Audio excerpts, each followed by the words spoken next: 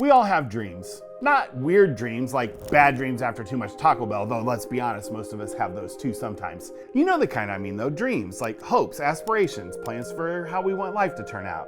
And sometimes, honestly, it just doesn't happen the way we hoped. This video kicks off a brand new playlist on what to do when bad things happen, and they will happen. So click that subscribe button right now so you don't miss a single video.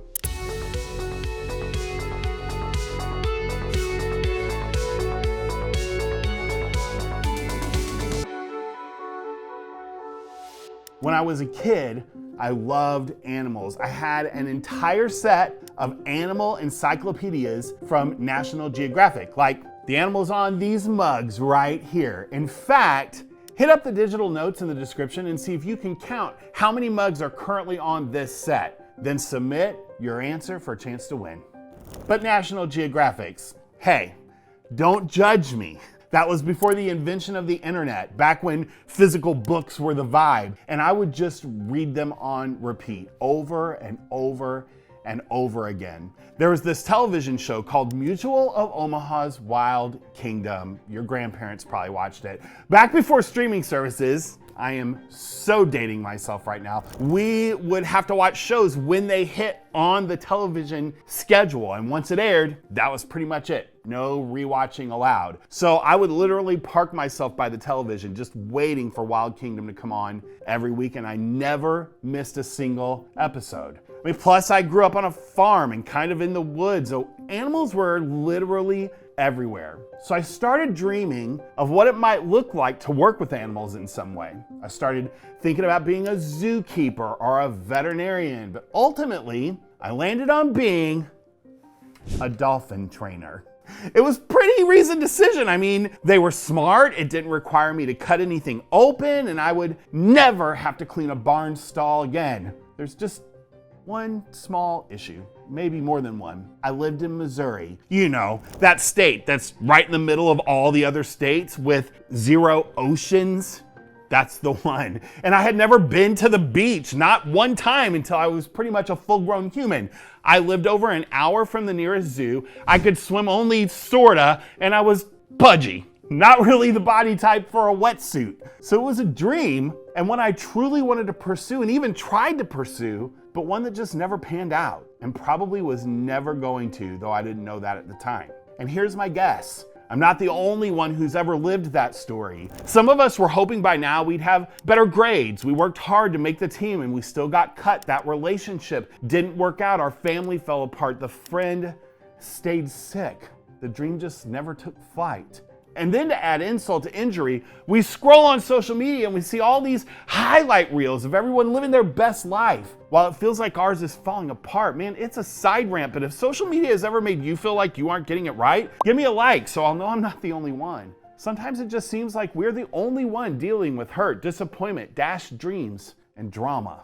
You might be hanging out here and you're thinking, dang, my life's pretty okay, but I see the trouble spots too. Like, why did that person get cancer? It's just not fair. Why is that new kid getting bullied? Why are the marriages of my friends' parents falling apart? Like, your specific life isn't experiencing a lot of quote unquote bad things, but you can see the bad things happening around you and often to really good people. None of us are alone in this journey. Whether tough stuff is happening to us directly or we're just kind of on the sidelines watching, life can be disappointing and bad things happen. So what happens when our picture of what should happen doesn't match our reality of what does happen?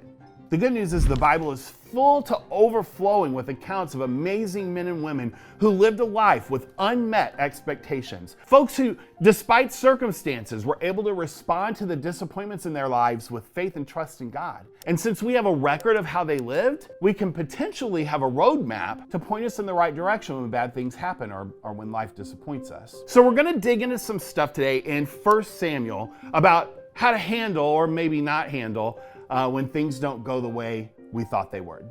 But first, we're gonna do a story time. 1 Samuel focuses a lot on David. You know of David and Goliath, the giant killer David. So before we see David as a giant killer, we see him as a teenager. And this guy named Samuel shows up looking to appoint the next king. Now this was more than a little, how do we say it, weird. Like all monarchies, there's like a serious order of operations that has to take place before someone gets to be crowned king, just like a succession plan, like this one. Israel already had a king. Just like England, there was a list of people the kingship should go to next. And to add drama to the potential awkward of this whole thing, the current king has no idea that Samuel's out and about putting a name tag on the next king. You can read the whole choosing story in Samuel 16, but we're going to pick it up in verse 13. So as David stood there among his brothers, Samuel took the flask of olive oil he had brought, and he anointed David with the oil, and the Spirit of the Lord came powerfully on David from that day on. So Samuel makes the call, again weird since Saul is still on the throne, and weirder still because David was like the least likely candidate of all his brothers, but that's another story for another day. Nothing really changes. David gets proclaimed as the next king and nothing. He just goes back to life per usual. Now fast forward a little bit, the Philistines are causing all kinds of issues for Israel and David's family. So his brothers are out at war and David gets elected to haul supplies out there to them. Remember, someday to be King David is rolling up with some Uber Eats for his bros. He sees what's going on, Goliath being a big jerk, and he just decides, I'm gonna fight him right here, right now. And with that, David drops Goliath, honestly, without even breaking a sweat. Now, I don't know if someone posted about it or what really happened, but it goes viral in a minute, and David is a national hero. People are singing songs about him, the whole country adores him, even King Saul's like, David, for real, marry my daughter, you're so great. David had to be swimming in his thoughts. Y'all ever get caught up thinking, playing out scenarios in your head? Tell us about it in the comments. Nothing had happened with the whole king thing in a hot minute. So David probably dropped the whole dream at that point. And when he offed Goliath, I'm sure he was not thinking about what this would do to his popularity. He was just getting the job done. But here we are now. David's got to be remembering this whole Samuel moment thinking, wonder if that old dude was right after all. I mean, yesterday I was driving Uber Eats to my idiot brothers and now the king wants me to be his son-in-law? Maybe that's how I get the kingship. I marry it in. So David was large and in charge at that point. And isn't it funny when our life is going great, we feel like so much like we're in control of it. Control, it's really something we all want in life. No one likes feeling out of control or like your fate and destiny are in the hands of someone else. But when things start to unravel, we start feeling out of control, and things are about to unravel on David. See, Saul only liked David for a minute. Once David had more followers than him, David became competition. You can see it on display in 1 Samuel 18 verses 10 and 11.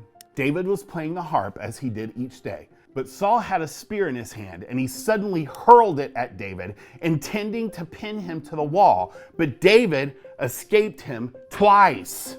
David goes from being son-in-law material to being a murder target? And it starts to get worse because Jonathan, Saul's son, is David's best friend. What a perfect life. David probably thought he had it made. Son-in-law of the king, married to the princess, best bros with his brother-in-law. But life just happens. Saul now urged his servants and his son Jonathan to assassinate David, but Jonathan, because of his strong affection for David, told him what his father was planning. Tomorrow morning, Jonathan warned him, you must find a hiding place out in the fields. David has gone from life being pretty perfect and probably feeling like he was pretty in control of everything since only good things were really happening to him. But now he's on the run with a hit out on him, and whatever happened to the whole be king thing? Can you relate? Doesn't feel like God is really paying attention when all this stuff in your life is going down? Or maybe it felt like God said something good was gonna happen, but it's been a long, tough road getting there. You aren't even sure if you're gonna arrive. See, when bad things happen, we all tend to skew our thoughts to our feelings in the moment. And while feelings make okay companions, they're just terrible leaders. Jeremiah 17:9 says it like this: the heart is deceitful above all things and beyond cure. Who can understand it? See, our feelings are not good guidance when things are bad or going wrong or not like we hoped they'd be. but they're most often our litmus when bad things happen. If I hate it, it's bad and I'm out of control. If it's good, I love it and I totally got this. Well, we pick back up on our story time and David is in full-on flee mode. I'm sure his emotions had him all over the place. Where is God in all this? What am I supposed to do now? How do I get rid of the king? Why wasn't I anointed as the future king? Like, what happened here? Maybe you relate. Probably not to the king thing, but everything else. So David has it all, and then life goes a little bit crazy, and what does he do? We're gonna pick it back up in 1 Samuel 21. David went to the town of Nob to see Ahimelech, the priest. Ahimelech trembled when he was with David. Why are you alone? He asked. Why is no one with you? The king has sent me on a private matter, David said. He told me not to tell anyone why I'm here. I have told my men where to meet me later. Now, what is there to eat? Give me 5 loaves of bread or anything else you have. We don't have any regular bread, the priest replied, but there's holy bread, which you can have if your young men have not slept with any women recently. Weird requirement, but whatever. Pick it back up. Don't worry, David replied. I never allow my men to be with women when they are on a campaign. And since they stay clean, even on ordinary trips, how much more on this one? Since there was no other food available, the priest gave him the holy bread, the bread of the presence that was placed before the Lord in the tabernacle. It had just been replaced that day with fresh bread. Now Doeg the Edomite, Saul's chief herdsman, was there that day, having been detained before the Lord. David asked Ahimelech, do you have the spear or sword? The king's business was so urgent that I didn't even have time to grab a weapon. I only have the sword of Goliath the Philistine, who you killed in the valley of Elah, the prince replied. It is wrapped in a cloth behind the ephod. Take it if you want it, for there's nothing else here. There's nothing like it, David replied. Give it to me. Now, what did we just read? I mean, besides the weird dining requirements. Ahimelech was a high priest and he knew that David had been fleeing from Saul. That's why he was shaking while he was talking to David. He was nervous that Saul might also come after him. And how does David respond to this no good, terrible, rotten, very bad day he's having? Well, he lies about it. He's scared out of his mind. He's desperate not to be killed. He absolutely tries to manipulate the situation to get what he wants. And all because why? Because when bad things happen, our emotions tell us that it's on us to regain control of the situation. And that's exactly what David was trying to do. Rather than trusting God, instead of leaning into God's presence and care, opting not to rely on what he knew to be true, but rather how he was feeling in the moment where bad things were going down, David tried to be in control of something that was absolutely unequivocally out of his control. And often, maybe even always, when bad things are happening, totally out of our control. So what do we do when bad things happen to us? First, don't abandon the truth you know in favor of the emotions you feel. David felt out of control, so when Ahimelech was pressing him, he diverted to a lie because it just felt better than the truth.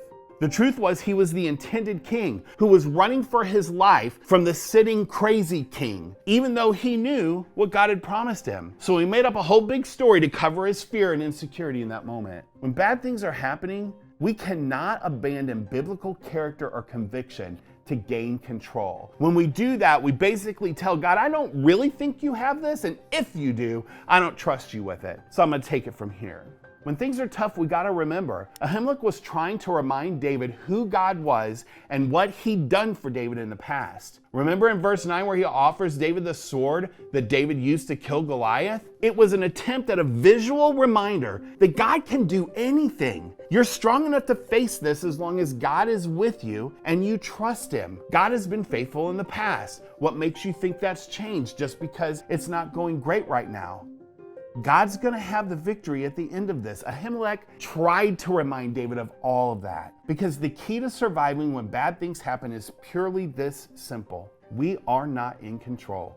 We hate that, but it's the only way to survive when tough stuff comes. And here's a pro tip, and one I'll just confess that I am terrible at.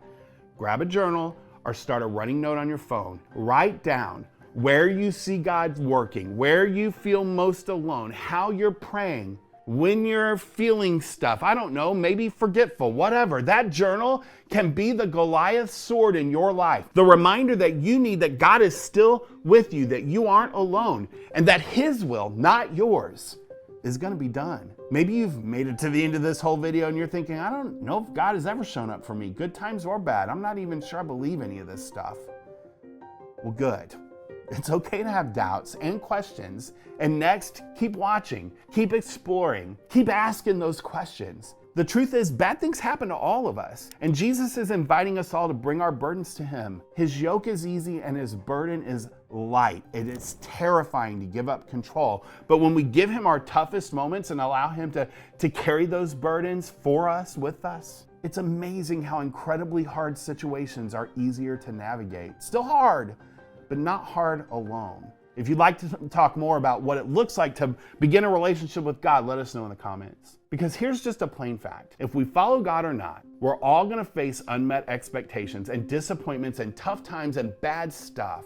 And how we respond in those moments is everything. Will you be like David, panicked, fearful, grabbing at any small vestige of control, abandoning your values, forgetting who God is and who he has been for you? Or will you trust God, imitate Jesus, surrender control, and say, not my will, but yours, Lord, be done.